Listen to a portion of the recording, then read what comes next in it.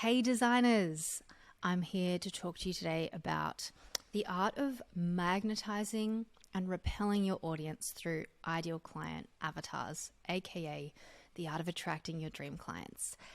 With this mini glow up today, I'm going to walk you through what an ideal client is and how to start attracting your dream clients to your business. And I'm so excited to be included in the lineup for the Lucky Ones, Anna Dower's new mentorship program that is starting really soon. I'm so keen. And today I'm going to be giving you some tips on how to give your biz a little glow up. So let's dive right on in. First of all, I'm just going to make my video a little bit smaller so I'm not in the way of the slides. I just wanted to say hello and welcome you with my face properly. And now I'm going to dive right in. So, hi. I'm Amy Pearson. I run Sun Mother Studio, an independent creative studio building eternal electric brands for values-driven business owners. We take our work and our coffee seriously, but absolutely never ourselves. I am Amy, the face behind the brand. I am the creative strategist that you need in your orbit. I'm also a mother. I'm a designer, a mentor, digital CEO, podcaster, website builder, brand educator, and I've doubled up on digital CEO because I'm really into that label, clearly. No, I just probably should have double checked my slides, but here I am, and I am fully in on supporting you, on supporting women and mothers especially.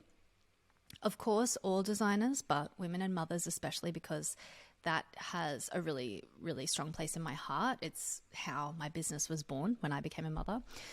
My North Star is to, really devote myself to supporting women and mums to skyrocket their brands and to work for themselves, to unlock the potential to, fulfill their purpose and strive for their passion and find that independence that, will give them the life that they want to have. But through values-driven businesses, that's really important to me too. So let's dive in. Hey, let's dive into this mini glow-up challenge. So what I'm raving about today is why you need to be magnetizing and repelling. And I'm going to give you some fun prompts to get you started. But the key phrase here is to repel along with magnetizing. And I think, so many people are scared of this element. People are scared to repel anyone away from their work, their business, but without the repel factor, it's really difficult to magnetize. So is this you? And I'm going to go ahead and guess that if you're watching this, most likely at least one of these is you. When you don't feel confident in who you are magnetizing specifically and who you are repelling, you can end up saying yes to anything, any projects that come your way. You can end up undercharging. You can end up having unclear offerings in saying that you're not even really clear what you're offering. You just are offering a website or a brand, but there's not much detail going on there. You are not showing up on social media. You're avoiding it. You're feeling unclear about how to show up and why to show up. And your audience can go from hot to cold. They love you one day, they don't respond the next. These are all signs that you are not magnetizing your dream audience and you haven't done the work on ideal clients, which is super important. Because the truth is that your brand cannot, I repeat, cannot and should not be for everyone. It's impossible. You can't be for everyone and for someone in particular. You have to be focusing in on a particular type of person and get really specific on this, because if you're trying to speak to everybody and make everybody happy, you're essentially making nobody happy because you're unclear, you're wishy-washy, and you're not actually getting through to the people that really need to hear from you in order to attract those dream clients. So let's just start by talking about what even is an ideal client. So there are actually many ways to magnetize people towards your brand. And today I'm focusing on ideal clients or dream clients because I feel like these can often be misunderstood. They can be misrepresented.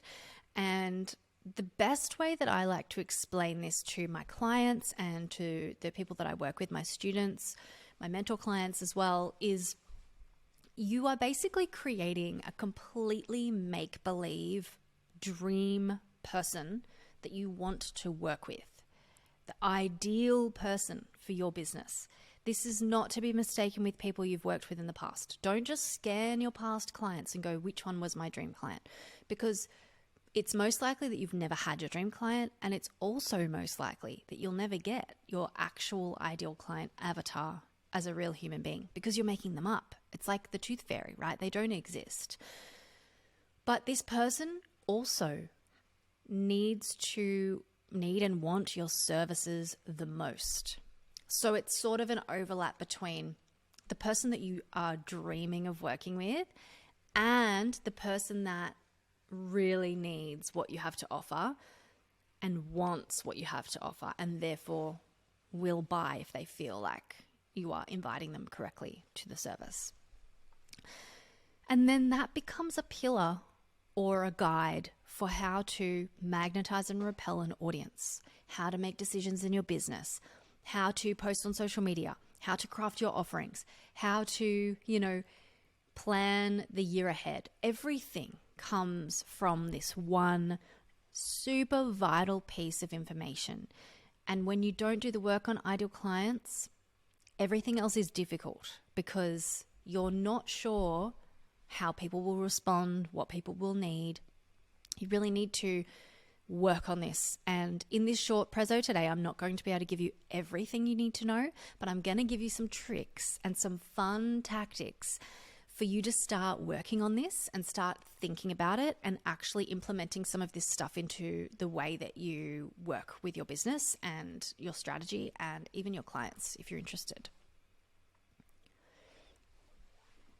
So the truth is that, and what people don't realize, is that you will actually attract more people if you really get specific on your ideal client than if you're just speaking to a crowd. I heard a comment once that said, if you're not uncomfortable with how specific you're being, then you're probably not being specific enough. So that's how far you need to go. And these, they're actually quite fun little questions I have for you and ways to start processing this and thinking about it.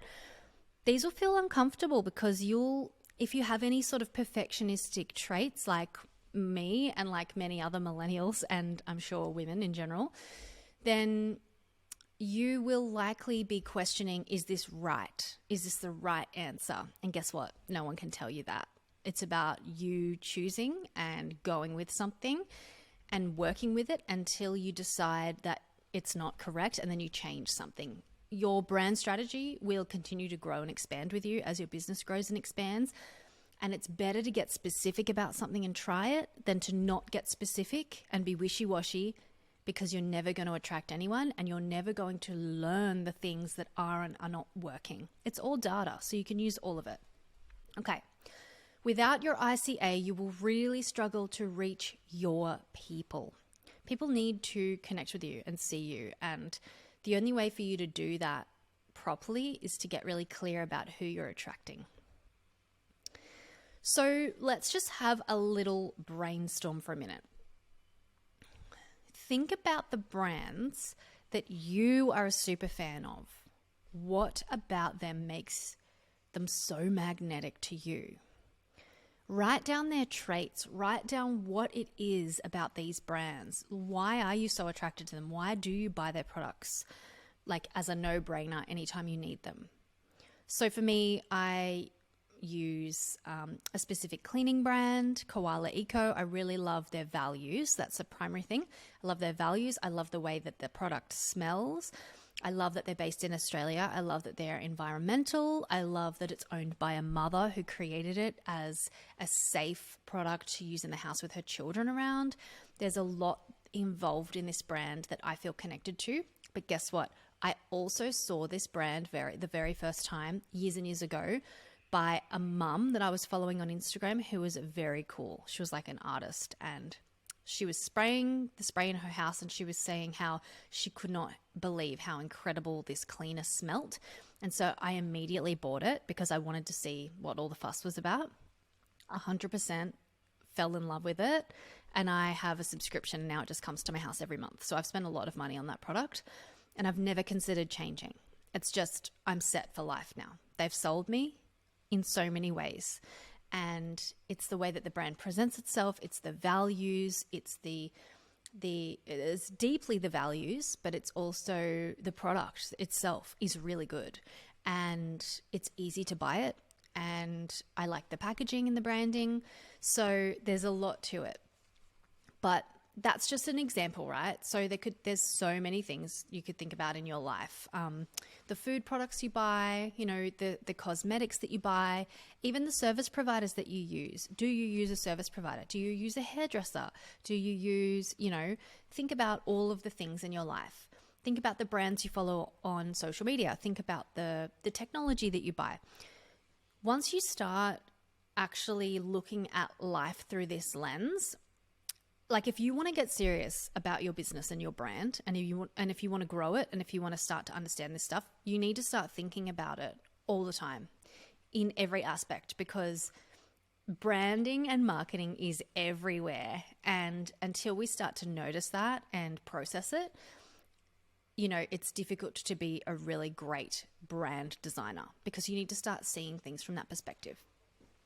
So think about the brands that you are a super fan of. What makes them so magnetic to you? Write it down. Start noting these things out because this will help you to do the work on your own business. So when I teach my students and also when I work with my one-to-one high-end, high-touch brand design clients, I do strategy work with them. And the way that I've created the Sun Mother strategy is I'm very visual, as a lot of us are, and I'm also neurodivergent. So I think of things a little bit differently to the sort of traditional or normal way. So the way that I like to think of ideal clients and brand personalities, we're not doing brand personality today, but this is just to give you an idea. I like to think of them as real people. So the ideal client is a real person, make believe, but real. So you sort of visualize them as a human being, and then you can get really deep into them and their personality, their values, the way that they live their life, where they sleep at night, where they go for their walks, do they go for walks, where they buy their coffee, you know, and you start thinking about them in such detail that you can almost conjure them up as a real human being. And I do the same thing with brand personality. So you think of your brand as a person. And the best way to work out how to differentiate the two is I like to tell my students and my clients that, you know, if you were to go to a party, they would be two different people at the party, but they would like notice one another and they'd be like, hey, that person looks cool. I'm interested in that person. They would get along. They would not be the same. They would not wear the same exact thing. They wouldn't listen to the same exact music, but they would get along. They would sort of have a bit of banter. You know, they'd be like, I want to be friends with that person. I really enjoy their company. I think they're a very cool person. So that's kind of how I like to visualize it. And these are some ways that we can start to work on that. Now, one of the things you can do is think about what would they wear? What would your ideal client, your dream client, what would they wear? What are the brands that they would buy? Where would they source them from? Like what, you know, start to actually piece this together. An example is these are two brands from Melbourne. These are two Melbourne-based, Melbourne-conceived brands that are very well loved, and they are very different style. So Alpha 60 is a much more, you know, stripped back, minimalist, neutral colored brand, both high price points, by the way.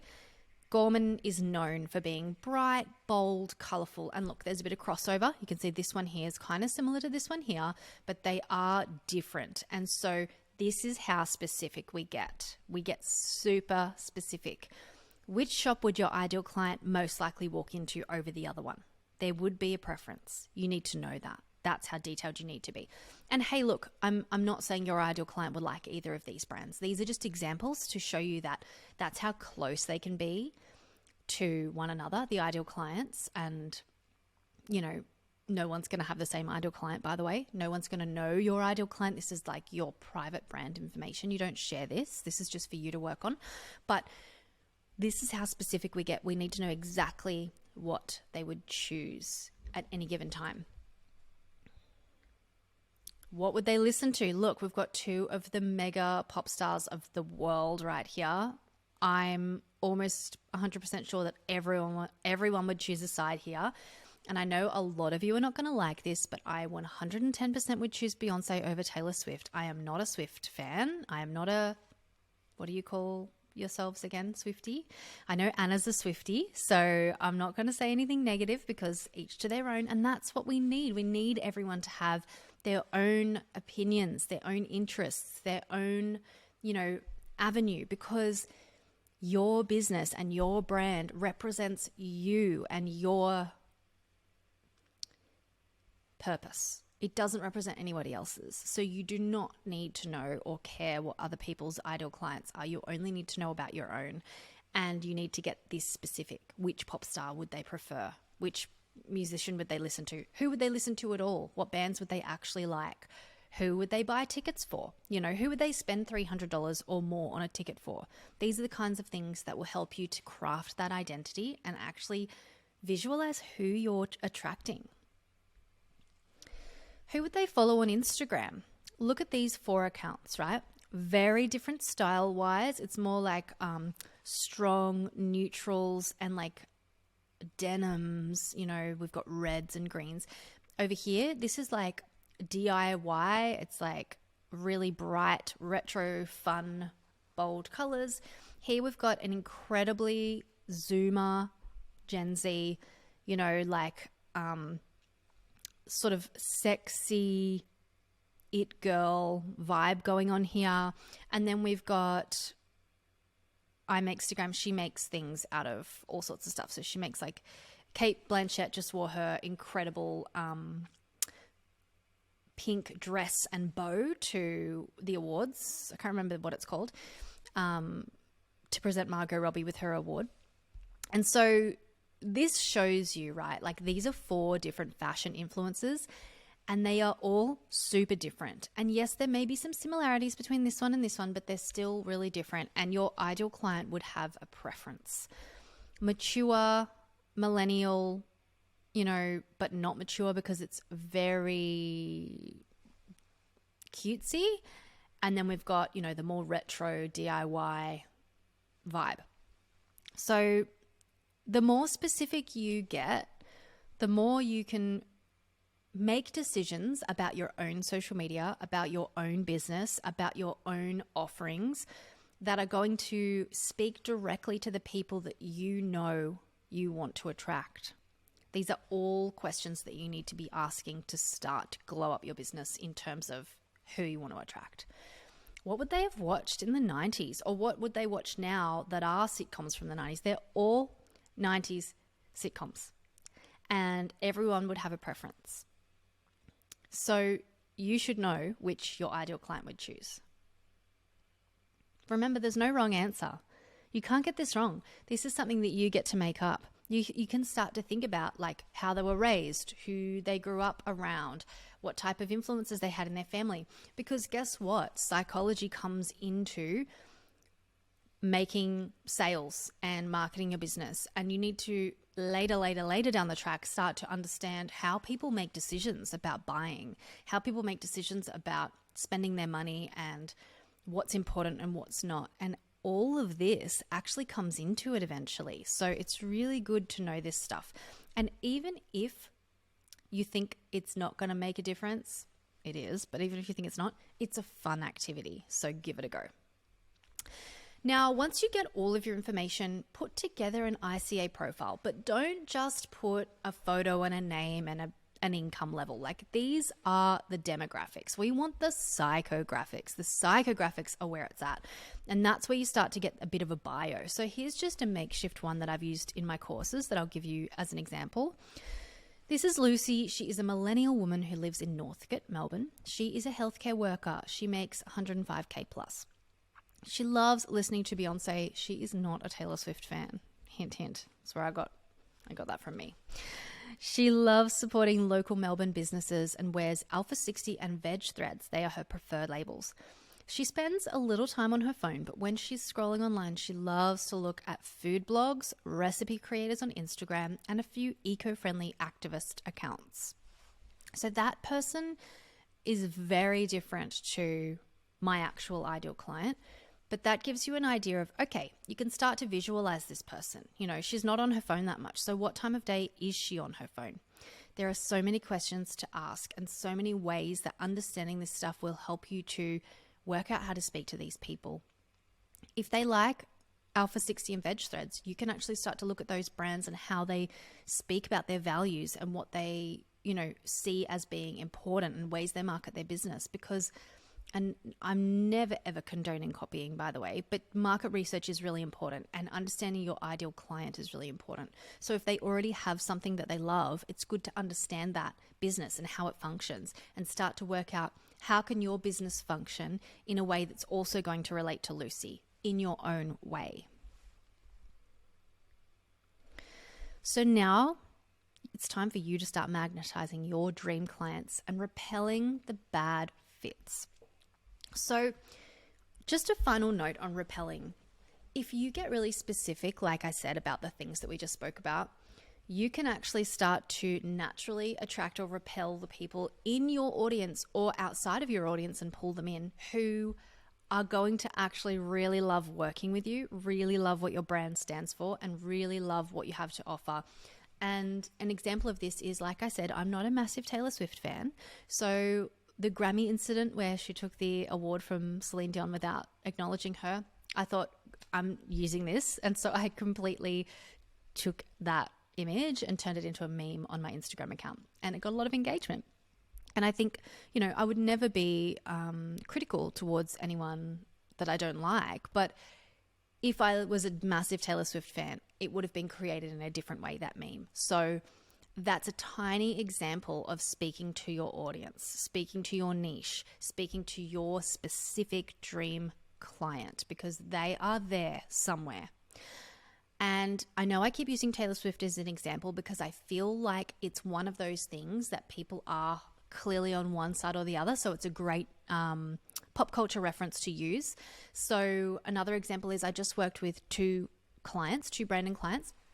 One of them said that their ideal client, unprompted, one of them said their ideal client would definitely not listen to Taylor Swift.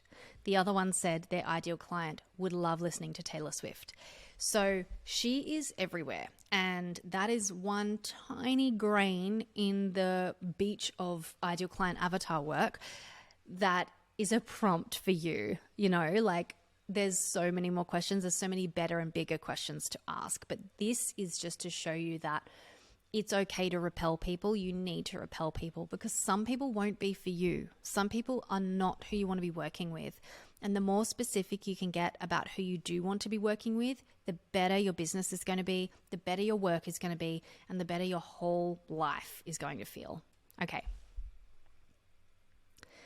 And have fun with it, really. That's what I want from you mainly, is to enjoy this process and have so much fun with it. If you have any questions about this, feel free to drop me a DM on Insta. I'm always up for a chat.